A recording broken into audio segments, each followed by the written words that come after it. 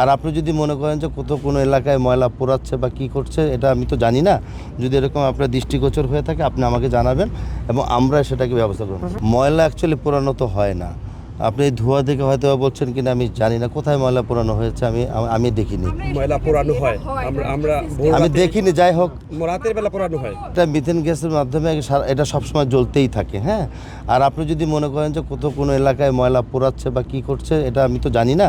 যদি এরকম আপনার দৃষ্টিগোচর হয়ে থাকে আপনি আমাকে জানাবেন এবং আমরা সেটাকে ব্যবস্থা করব।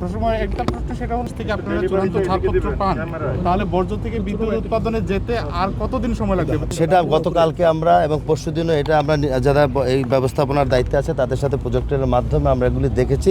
তাতে করে সেখানে যেই সময়সীমা দেওয়া আছে সেই সময়সীমার মধ্যে 1.5 থেকে 2 বছর এরকম একটা লিমিট দেওয়া আছে। আগে পিছিয়ে হতে পারে, সেটা কাজ শুরু করলেই বোঝা যাবে। 1.5 থেকে 2 বছর এখানে দেওয়া আছে। ওদের স্বপ্ন পূরণে পাশে থাকতে পেরে আমরা গর্বিত।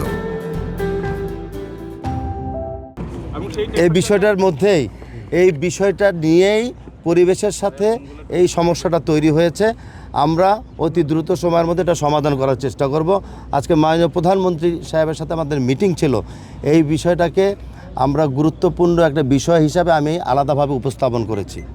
না, আপনারা যে কথাটা বলছেন টেম্পারেচার কারণে পরিবেশের সাথে কথা হয়নি, ওরা ওইটা দিতে চায় না।